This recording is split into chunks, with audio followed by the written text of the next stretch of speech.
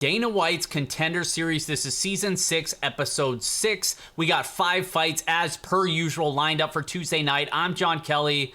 Let's hear the picks. Kicking things off in the bantamweight division, we have Alex Morgan coming in as a -210 favorite. The comeback on Blake Builder is +180, and we'll start on the Alex Morgan side. He's an 11-4 prospect, but 3 of his 4 losses have come by submission. He's primarily a striker. It's not that his grappling is bad, but defensively is typically where he gets himself into some trouble here. But the hands look good. His striking is solid. He has clear power. He's kind of a sniper on the feet. He'll pick his spots well. He can definitely hurt you in striking exchanges. But again, this guy can be taken down. He can be controlled on the mat and potentially submitted, especially if you hurt him on the feet first. And on the Blake Builder side, this is the former bantamweight champ in Cage Fury promotion. He's a 6-0 undefeated prospect, and I like this kid. A little bit older in terms of an inexperienced professional career, really on both sides, but I definitely think both guys are solid here. I think it's going to be a banger. Blake Builder typically is a finisher. 4 of his 6 wins have come inside the distance. He's got a couple submission victories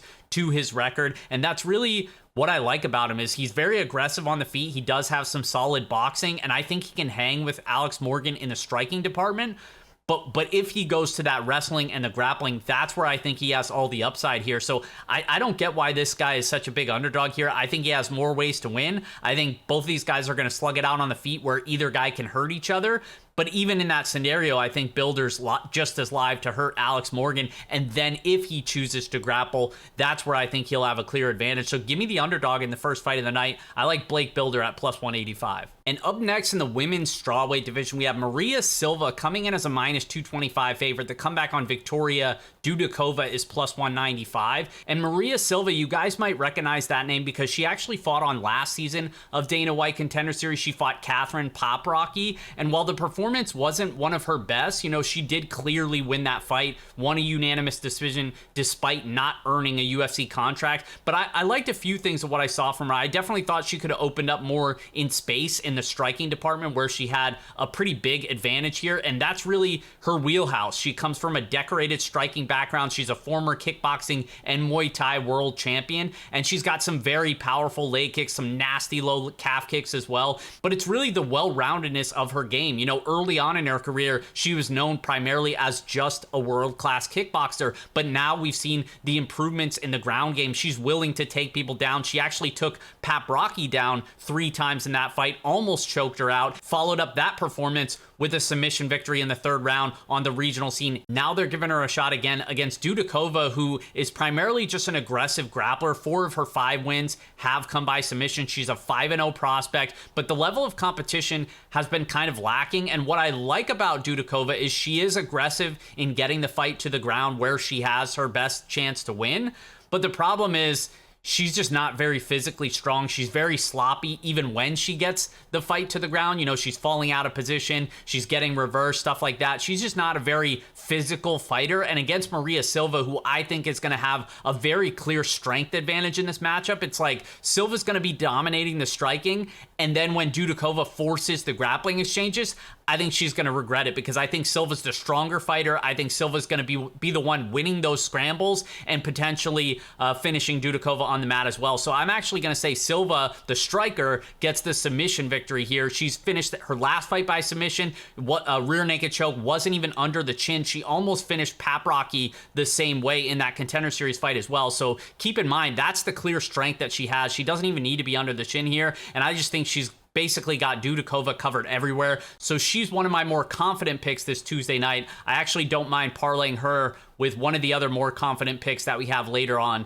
in the night. Which brings us to our next fight in the lightweight division. We have Matej Rebecchi coming in as a -230 favorite. The comeback on Rodrigo Lydio is +195. And this is a fun fight that I'm very excited about. On the Rebecchi side, I think he is one of the more proven, well-rounded prospects that we've seen up to this point on Contender Series. He comes from a high-level grappling background. He holds a black belt in Brazilian Jiu-Jitsu. He's a 15-1 prospect. He's fought solid competition competition over there in Poland. He's the former lightweight champion in Fen promotion, and he's a former 2-time gold winner at the Polish ADCC championship. So he definitely has the credentials in terms of his background, but this guy just seems to be pretty well-rounded. You know, it's not just the ground game that you have to worry about. He's got a very smothering top game where he will look to flatten you out, land some vicious ground and pound, or potentially look for a submission.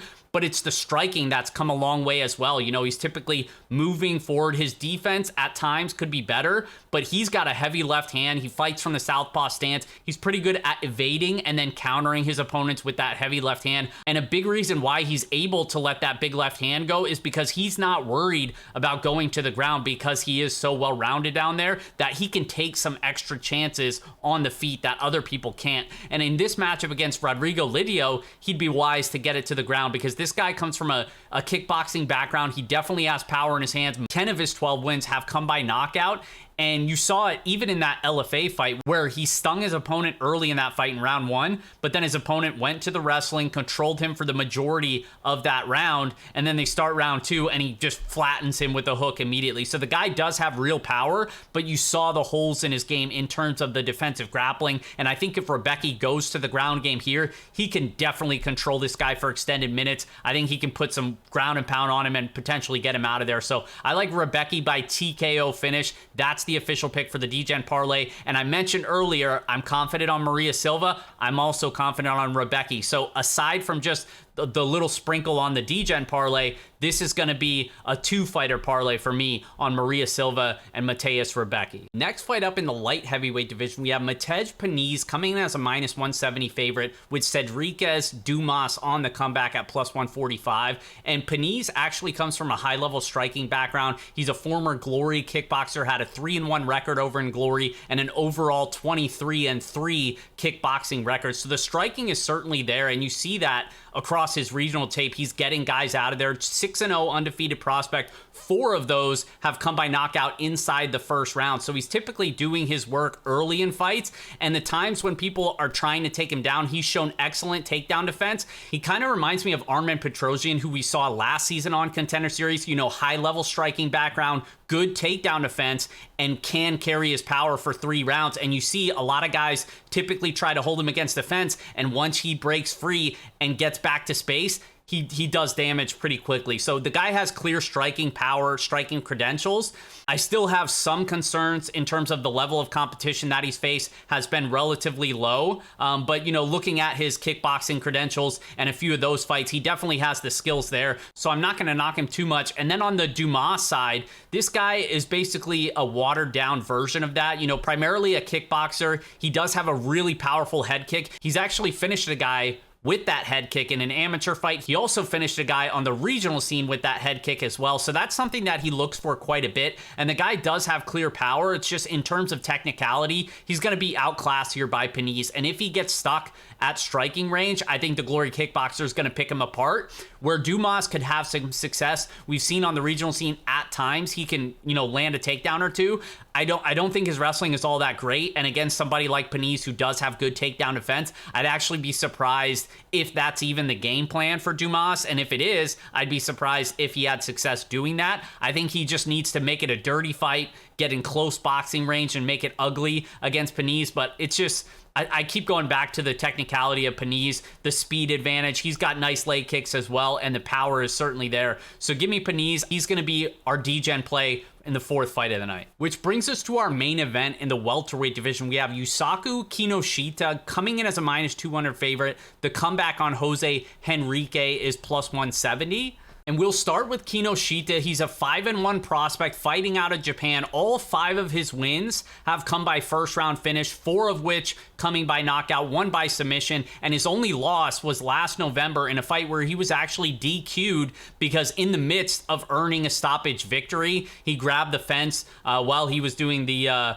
He was basically stomping his opponent into oblivion over in Ryzen, but he was DQ'd for that, so that was his only loss. I do have some question marks about this kid. You know, he seems to be a powerful striker, fights out of the southpaw stance, definitely has a heavy left hand, some powerful leg kicks as well, but I have some concerns in terms of the cardio, just because it's a total question mark. We don't know what it's going to look like if the fight gets extended, just because he's never been extended.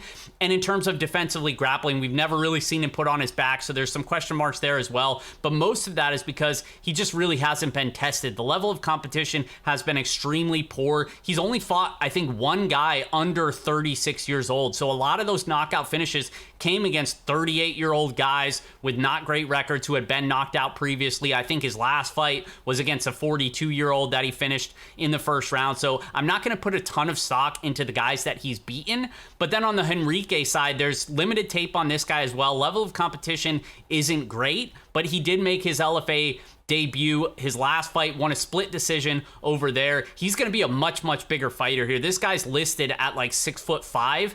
I am not sure if he's going to be able to make weight at welterweight. This guy's fought most of his fights at 185, and he's a pretty big guy for 185, sort of scrawny, but very tall, very long, and does have some power as well. He's got multiple knockouts to his name. The only concern with him is at times he seems to be a little bit too patient and just waiting to let his hands go. So that does worry me against Kinoshita, who's going to be the more aggressive fighter, looking to close distance and wing heavies. But I think if Henrique can avoid getting knocked out or hurt early in this fight, then I think there's got to be value on the underdog, who's going to be the much bigger fighter, who's got solid clinch work. He's pretty strong in the close boxing range as well. And just like, if Kinoshita isn't able to sting him and swarm him early, then I think this fight plays out a lot differently than the bums that he's beat on the regional scene. So I think there's value on the underdog here. It's not a smash play. This is probably like my least confident pick on the entire card, but I do think there's probably some value on just the bigger fighter who should be pretty competitive in the main event. So he's going to round out things in the DGen parlay. So to recap, for the DGen parlay, in the first fight of the night in the bantamweight division, Blake Builders, my guy, starting things off with an underdog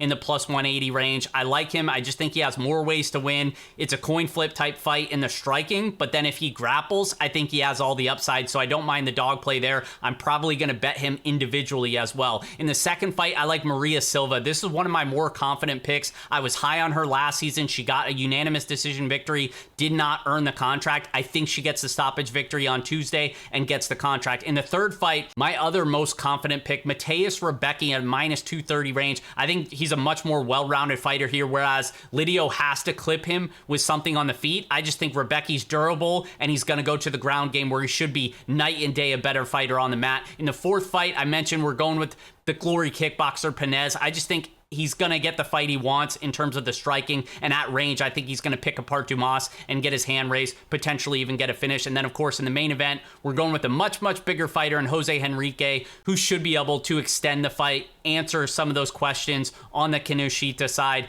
and hopefully get his hand raised in the main event. So 3 favorites, 2 underdogs. As always, guys, appreciate the support. Thanks for watching, and we'll see you next time.